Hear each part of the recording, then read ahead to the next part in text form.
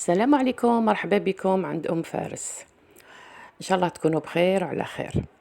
اليوم جبت لكم طبق شهي، غراتا بالبطاطا بالبولي آشي. بسم الله، نجوزوا للطريقة. نبداو بالحشو.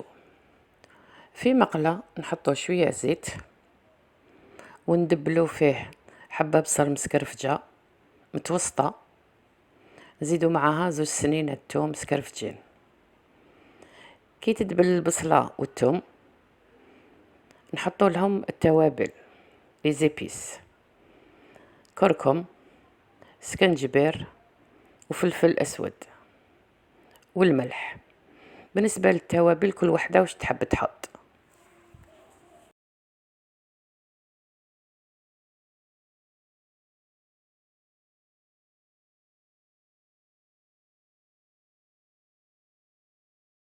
من بعد نزيدو كميه من البولي اشي، الدجاج المرحي، وندخلو فيه مليح هذوك التوابل والبصل والثوم ونخلوه يطيب.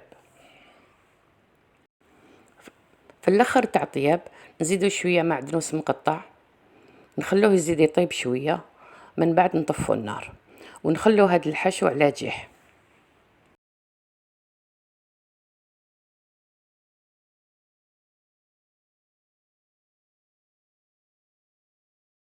دوكا نجوزو نحضرو البيشاميل. البيشاميل تاع اليوم نديروها خفيفه، نسحقوا ريتله حليب دافيه ونحطو في كسرونه، نحطو مغرفه كبيره تاع زبده طريه. كي تذوب هاد الزبده نزيدو لها 2 مغارف ملح تاع الفارينه ونطيبو هذيك الفارينه مليح في الزبده.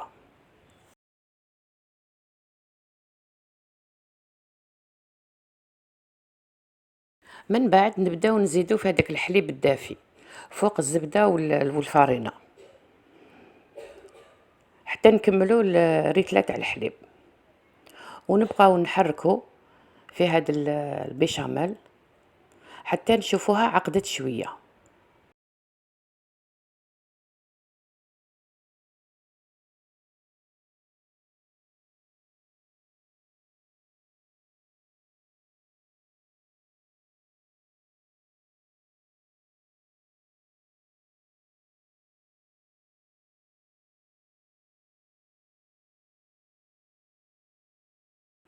نطفو النار ونزيدو البيشاميل، نزيدو لها الملح والفلفل الاسود ورشه تاع جوز الطيب وفرماج بورسيون، جبن مثلثات وفرماج مبشور، فروماج غابي. نخلطو مليح ونغطو البيشاميل ونخلوها على جيح.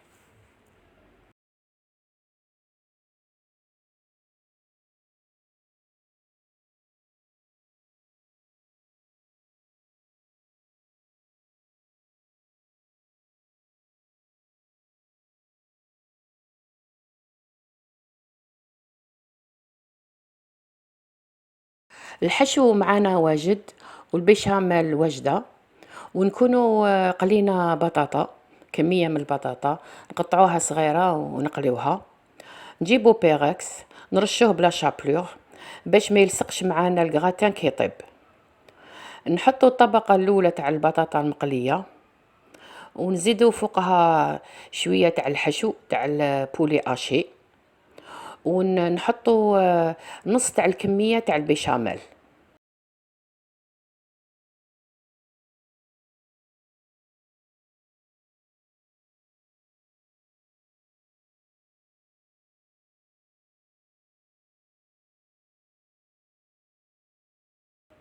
من بعد نزيدو طبقه تانية تاع البطاطا المقليه ونكملو كاع على صوص بيشاميل، ومن بعد نكملو الحشو تاع البولي اشي ونرشو السطح بالجبن المبشور، فروماج غابي.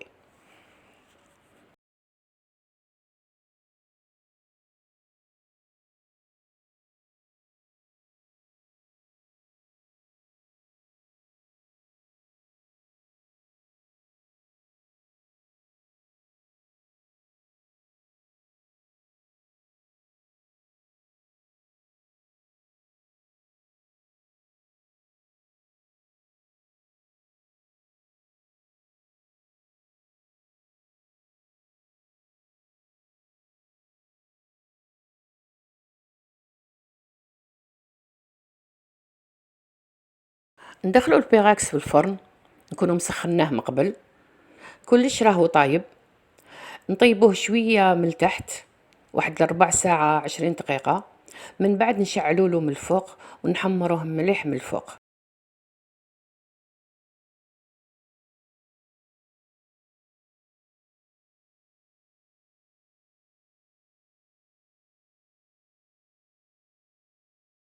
الكغاتا واجد معانا، دوكا نخلوه يبرد شوية قبل ما نقدموه. شوفوا معايا كي نقسم شوية منه، يجي ماشي ناشف كامل. علاش؟ خاطر البيشاميل ما درناهاش ثقيلة، كون درناها ثقيلة تنشف داخل الفرن. بالعاني انا درت البيشاميل خفيفة مع الفرماج، هذاك هو كي يطيب الكغاتا يبقى هكا سايل، والبنة هنا تزيد. هاد الكغاتا يجي معسل بالبنة. نتمنى الوصفة عجبتكم، وما تنسونيش باللايك. شكرا بزاف على المشاهدة، إلى اللقاء في فيديو آخر إن شاء الله.